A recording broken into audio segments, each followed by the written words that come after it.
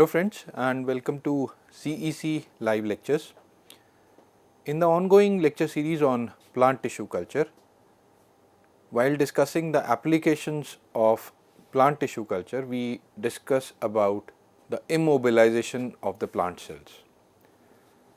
And briefly we discuss that immobilization is a technique that will help in increasing the production of secondary metabolites by the plant cells in the medicinal plants.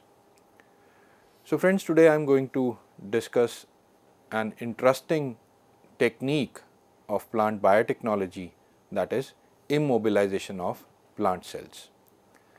Now if we look into what is immobilization, as the name indicate, we make the cells immobilize in a specific area. So if we look into the definition of this technique, then it states that the physical confinement or localization of intact cells to a certain region of space without loss of desired biological activity. So as you can clearly see that we are confining the cells in a specific region, but the important point is we should not compromise on the biological activity of the cell. There should be no loss of that biological activity or the physiological processes of the cell when it is confined to a specific location or a space. Now this technique is also known as bioencapsulation or microencapsulation. Now it all started in 1979 when Bordelius introduced this technique, and he worked on the cells from Vinca rosea or Catharanthus roseus, and he tried to immobilize those cells into sodium alginate mixture. And he found that even after immobilizing the cells into sodium alginate, the viability of the cell was still retained. And this laid the foundation of this important biotechnological technique, which we today call it as immobilization. Later in 1980 and 1983, different scientists work on this technique, and they used protoplast of Vicia faba to understand the aspects of plant cell biochemistry and physiology. Later in 85, Lincefors and Bordelius again they studied the viability of immobilized protoplast, this time using carrageenan as the polymer to encapsulate the cells. They also use agarose and alginate as the encapsulating material. So they just try to study the effect of different encapsulating material on the viability of the cells that were encapsulated using carrageenan, agarose and alginate. And by and large they found that different polymers which they used to encapsulate, they were successful in retaining the viability of those protoplasts, and the viability was prolonged in comparison to the protoplasts which were stored under normal conditions. Again Bordelius and Weichers, they again studied this immobilization technique, and they found that this technique also helps in increasing the secondary metabolite production by the plant cells. Now we come on to the need of immobilization, why this technique is required. Now we all know that plant cells are sensitive to stress, and they require a cell to cell contact for normal physiological functioning, proper normal physiological functionings, or for the metabolite production. Now it has been found that immobilization also helps in increasing the secondary metabolite production. Now the basic principle behind increasing secondary metabolite production was, one is the stress that is that occurs when a plant cell is immobilized, and second, as we discussed, that the cell to cell contact not only helps in the normal physiological functions going on inside the cell, cell to cell contact also helps in the survival of the cells. In addition to these properties, cell to cell contact is also essential for the production of these secondary metabolite. And while we immobilize the cells in a polymer, this cell to cell contact increases, and therefore stress which also act as an elicitor, along with increased cell to cell contact, helps in overall increase in the production of secondary metabolites. Further, immobilization also helps in efficient biotransformations, because we are immobilizing the cell under controlled conditions. Now we are controlling the temperature and pH conditions, and we are immobilizing the cell. So cell is not moving, which provides additional sort of stability to the cell, which increases the success rate of biotransformations. Now, if we look into the further mechanisms that how immobilization enhances the secondary metabolite production, one, we discussed that it enhances the stabilization of cell physiology under controlled temperature and pH conditions. Further, such cells, since they are immobilized under controlled condition, we can always reuse them for the prolonged productivity of the secondary metabolites. High cell density and localized metabolite accumulation occurs in a specified localized area when the cells are immobilized. And this localization of the secondary metabolites also initiate a positive feedback mechanism. And this positive feedback mechanism further enhances the production of secondary metabolite. And the stress or the reduced shear stress on the cells, which also enhances the viability of the cells. And when the viability of the cell increases, their physiological functions occur in a proper manner, and this also helps in increasing the production of the secondary metabolite. The stress that is induced by immobilization, as we discussed, it acts as an elicitor, which also enhances the production of the secondary metabolite. Further, it has been found that during immobilization, there is a compartmentalization and metabolite retention in that localized space. Now, this kind of compartmentalization and the metabolite retention also helps in reducing the loss of the product, which eventually turns into increased metabolite production. Then the reduced growth rate, protein synthesis and cell formation, because when we immobilize the cell under control condition, we will reduce the growth rate of the cell, and when the growth rate is reduced, most of the resources that are used by the cell for its growth will be available for the secondary metabolite production. Further, protein synthesis is also decreased and cell wall formation also decreases during immobilization, and all these factors will help in availability of more resources for the production, biosynthetic production of the secondary metabolites. So by and large, these are few mechanisms by which immobilization helps in increasing the production of the secondary metabolites. Now, if you want to immobilize a particular cell in a system, what should be the desired characters of that immobilized system? Now, that system should have an ability or a capacity for high cell mass loading. Larger number of the cells that are immobilized, better are the results in terms of the secondary metabolite production or biotransformations. The system should afford an easy access to nutrient media. So when these immobilized systems are kept, the system should be such that it should allow easy access of the nutrient media to the cells that are immobilized in a particular polymer. Then it should provide a high surface to volume ratio. Now again, this helps in preventing the saturation of that particular area with secondary metabolites. The system should be sterilizable and reusable, because it will reduce the overall cost of that system. The system should be non-toxic to the cells which are entrapped or which are immobilized in that system. So whatever system you are using, it should be inert, it should be compatible with the plant cells, it should be the non-toxic to the plant cells. It should also allow easy separation of the biomass from the system, because we are immobilizing the cell for a specific reason, and we should be able to separate that product from the entire system. So that system should always provide an easy way of separation of the desired product or the biomass. Then economically viable the system should always be economically viable. You have prepared a wonderful system to immobilize the cell, but the cost is very high, and that cost does not cover the ratio of benefit in terms of the secondary metabolite that is being produced. So, such kind of systems are of no use. So, the system, whatever system you are developing, should be economically viable.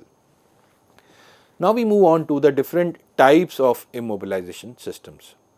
Now, these immobilization systems can be broadly categorized on the basis of the mechanism of immobilization, and different systems can be categorized under surface attachment, which includes natural adsorption or adsorption that is artificially induced. Now, this surface attachment is nothing but a sort of adsorption of the cells on a particular system. Second type of immobilization system is the entrapment with porous matrices. Now, this is the most widely used immobilization system in plant cells. Here we are entrapping the cells in specific hydrogels, or we use certain preformed support systems to entrap the cells. Third one is containment behind the barrier, and again this type of system involves a specific type of entrapment of cells behind the membrane, or we can also use preformed barrier, which is in the form of membranes or hollow fibers by which we can contain or immobilize the cells. Another type of immobilization system is the self aggregation. Now, this type of system does not involve the usage of any kind of polymer. In fact, the natural tendency of the cells to form aggregates is exploited, or such kind of aggregation is artificially induced. Now, this kind of aggregation is itself used to immobilize the cells. So, these are the four different types of immobilization systems depending upon their mechanism. Now, we are going to discuss each system in detail. So, coming on to the first immobilization system, that is surface attachment of cells. Now, this was first developed in 1989, and the cells are adsorbed on the surface of a natural or a synthetic polymer.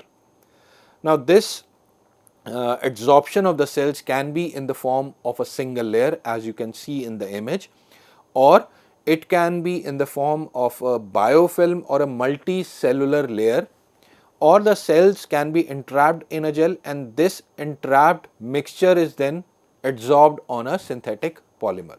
So, these are the three different mechanisms by which the cells can be adsorbed on a surface through an attachment and can be immobilized. Now, if you want to use this kind of a system, you have to select a suitable adsorbent, and that adsorbent should have high affinity for the cells and the cells vice versa. Now, activated polyphenylene oxide gel, that is prepared by suspending this polymer in 5% glutaraldehyde solution for 48 hours. Now, this reaction with 5% glutaraldehyde helps in enhancing the cross linking in that polymer, which basically changes the chemistry of that polymer, making it insoluble, and eventually it gets converted into a form of gel or a layer on which the cells get adsorbed with the help of covalent coupling. In addition to use of this polymer, plant cells can also be immobilized by using a polyurethane foam. Now, small cubes of this foam are cut and these are added to the cell suspensions, and by virtue of the attraction towards the surface charge of the foam, the cells get adhered to the foam, and eventually they form very weak bonds with the foam and get adsorbed. Apart from foam, nylon discs can also be used to adsorb the cell onto the surface, and by which we can immobilize them. These are the other materials that can be used to immobilize the cells on the surface, and these materials are cellulose, nylon, ion exchange resins can be used, silite is there, stainless steel fiber cloth can also be used to adsorb the cells or immobilize the cells on the surface of that cloth. Surface modified polyethylene film, Pyrex glass, polystyrene and glass beads. All these agents can be used to immobilize the cells by adsorbing them onto the surface. Now we move on to the second type of immobilization system, and as I told you that entrapment by porous matrices is a system that is widely used for immobilizing the plant cells.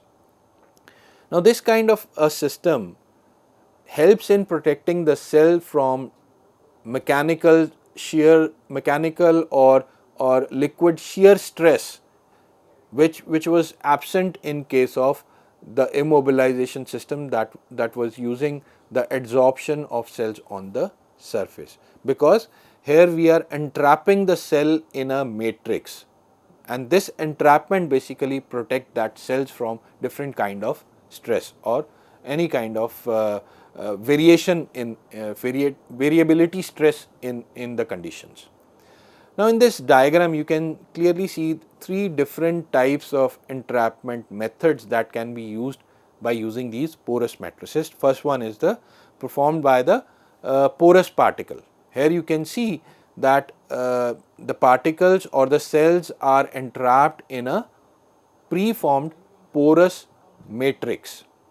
Second one is by the self aggregation of the cells, which is on the right side of the image, and on the lower side of the image is the method in which the cells are entrapped or immobilized in a gel matrix.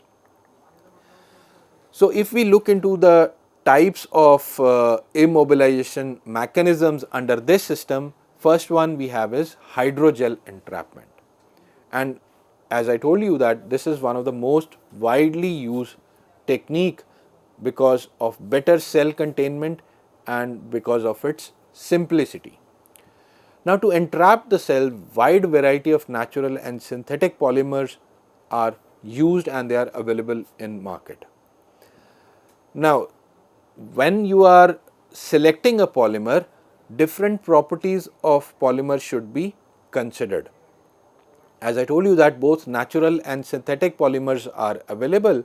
When we are talking about synthetic polymers, they have certain obvious advantages over natural ones in terms of adjusting the porosity of the matrix, in terms of adjusting the hydrophilicity or hydrophobicity of that gel. So all these parameters can be manipulated in the synthetic polymers easily in comparison to the natural polymers, and all these factors help in maintaining the viability of the cells and in maintaining the overall success rate of the immobilization system. Now there are certain disadvantages of this technique. Now this technique provides limited mechanical stability, because once the cells are entrapped, the gel structure can be easily destroyed if the growth of the cells that are entrapped in the gel is not controlled, because once the cells start growing inside the gel, then they are going to damage the hydrogel entrapment and the entire structure can be destroyed. Further, these gels lead to a low oxygen levels in the matrix, and sometimes these low levels they compromise with the viability of the cells. Therefore, in order to overcome such disadvantages, an additional step is required, which is nothing but the reinforcement of the gel. And these reinforcement can be done by different methods like polyethylenamine reaction with polyethylenamine, or by using silica, or by reacting alginates with polyvinyl alcohol or glutaraldehyde cross linking, or by using divalent or multivalent cations. Now we will discuss different polymers that are used for gel entrapment. As I told you that both natural and synthetic polymers are there. Natural polymers include alginates, which are the most widely used polymer. Why these are most widely used polymer? Because they are used under very mild conditions and the process is very simple and rapid. If you look into the chemistry of alginates, these are nothing but these are the unbranched copolymers of 1,4-linked beta manouronic acid and L-glucouronic acid. And these type of alginates, the cross linking or the number of these units, they vary widely and this leads to the change in the composition. Now, if we look into the process of immobilization using alginates, you can clearly see that we take a cell suspension and we pour this cell suspension into sodium alginate solution. Now, once the cell suspension is poured into sodium alginate, the cells get entrapped into sodium alginate gel. Now, as I told you that hardening of these beads is required. Now, this encoded cells with sodium alginate are then passed through a narrow orifice. This will help in formation of the spherical beads, but these spherical beads are very fragile. So, hardening of these spherical beads is required and this can be achieved by dropping these spherical beads or the cells entrapped in alginate into a calcium chloride solution. Now, when we use sodium alginate, this solution contains monovalent ions and we are dropping the beads of sodium alginate into a divalent solution of calcium chloride. So, what happens is these divalent calcium ions start replacing the monovalent sodium ions from that polymer gel, thereby leading to the hardening of these alginate gels with the help of ionic network formation. So, this is the basic mechanism how these sodium alginate beads are hardened with the help of calcium chloride solution. But there are certain disadvantages of calcium alginate beads, as these are more sensitive towards the chelating agents like EDTA or phosphate or citrate buffers are there. And such kind of disadvantages can be overcome by keeping these beads in the solution with higher concentration of free calcium ions, or we can also go for low sodium to calcium ion ratio. We can also stabilize these gels by using other divalent ions like barium is there, strontium is there, calcium or magnesium is there, or we can also use multivalent cations like aluminium or titanium. Use of polymeric electrolytes has also helped in stabilizing these calcium alginate beads, and there are different electrolytes are available in the market that can be used. So friends, in the next part of the lecture we will discuss other natural as well as synthetic polymers that are used in the hydrogel entrapment method. Thank you.